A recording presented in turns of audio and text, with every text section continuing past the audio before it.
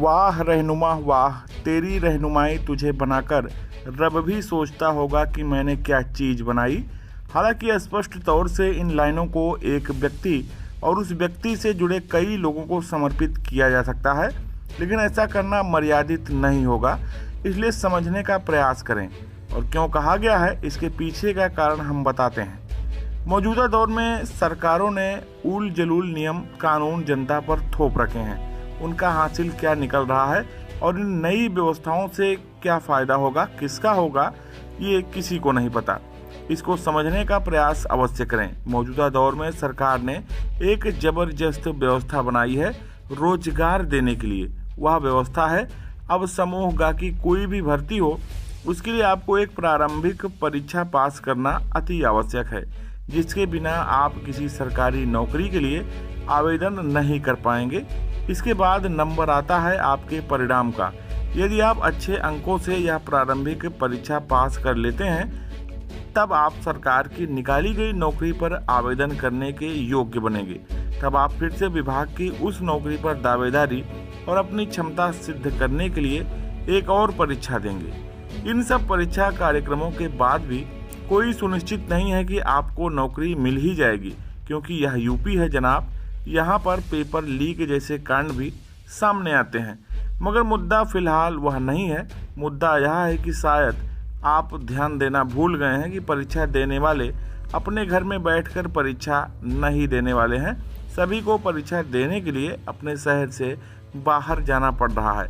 सरकार और सरकारी नुमाइंदों के दिमाग की तारीफ तो सुनिए कि जो बेरोजगार ढेर सारी उम्मीदें लेकर इन परीक्षाओं में प्रतिभाग करने अपने शहर से कई किलोमीटर दूर गए परीक्षा केंद्रों पर जाते हैं, उन्हें कम से कम अपनी जेब से 200 से 500 रुपये ढीले करने पड़ते हैं।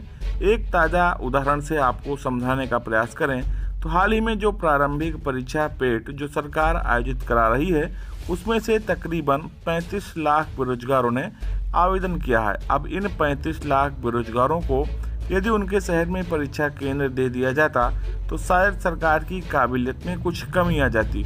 इसलिए इन 35 लाख अभ्यर्थियों को उनके शहर से कोसों दूर दूसरे शहरों में परीक्षा देने के लिए परीक्षा केंद्र आवंटित किए गए हैं। अब इन 35 लाख लोगों के जेब और सरकार के राजस्व पर नज़र डालें तो एक अनुमान है कि तकरीबन 100 करोड़ रुपए बेरोजगारों की जेब से निकालकर सरकार के राजस्व में जमा होने वाला है। और यह लगभग 100 करोड़ की रकम तो महज प्रारंभिक परीक्षा के माध्यम से है। इसके बाद जो बेरोजगार पास होकर निकलेंगे उनका यदि पिछले साल का ही आंकड़ा ले लें तो अमूमन 3 लाख बेरोजगार फिर से विभाग की परीक्षा देने जाएंगे, जिसमें फिर से उनकी जेब का लगभग 15 करोड़ सरकार के राजस्व में जमा हो जाएगा। अब सरकार को इतना फ़ायदा हो रहा है तो सरकार चलाने वालों को वाहवाही तो लाजमी ही है, मगर सवाल यह उठता है कि क्या यह राजस्व लाभ बेरोजगारों की जेब से लेना मानवीय दृष्टि से सही है? बेरोजगार शहर में एक जगह से दूसरी जगह जाने के लिए 20 रुपये खर्च करने से पहले 20 बार सोचता है। वह इन परीक्षाओं के नाम पर सैकड़ों रुपए किस दर्द के साथ खर्च करता होगा? क्या कभी किसी सरकार ने सोचने की जहमत उठाई है? नहीं, क्योंकि नीयत संकुचित हो चुकी है। सवाल यह नहीं है कि व्यवस्था परिवर्तन जरूरी है, मगर सवाल यह है कि बेरोजगार की जेब पर डाका सही है या गलत। एक बेरोजगार आवेदन करने से लेकर परीक्षा देने तक लगातार लूट का शिकार होता है, जिस पर किसी का ध्यान नहीं जाता। उस बेरोजगार का वह दर्द जो वह सैकड़ों रुपए खर्च करते समय महसूस करता है, वह किसी को नज़र नहीं आता है। उत्तर प्रदेश की अधीनस्थ सेवा चयन आयोग पीटी परीक्षा को लेकर वरुण गांधी जी ने गजब के तर्क दिए हैं। इन्हें ट्वीट करके कहा है कि पीटी के लाखों अभ्यर्थियों का परीक्षा केंद्र उनके गृह जनपद से सैकड़ों किलोमीटर दूर रखा गया है। यह निर्णय एक एक रुपया जोड़कर चलने वाले सामान्य परिवार के छात्रों पर डाला गया अनावश्यक बोझ है। मेरा यूपी गवर्नमेंट से निवेदन है कि इन सभी छात्रों के लिए मुफ्त विशेष बसें चलाई जाएं।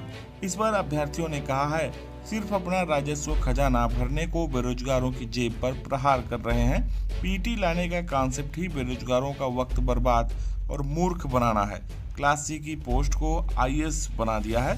अंधेर नगरी विकास तिवारी जी का इस पर कहना है कि किसी को बाहर करना है तो कट ऑफ फिक्स कर दिया जाए, 60% आ जाए बस, जैसे यूपीटीटी में होता है, 80% बच्चे ऐसे ही बाहर हो जाएंगे। मुफ्त बस सेवाओं का लाभ अंतिम तक नहीं पहुंचता, ये हमने रक्षाबंधन के टाइम पर देखा है। ड्राइवर नहीं रोक रहा है, बस कर लो जो करना है उसे।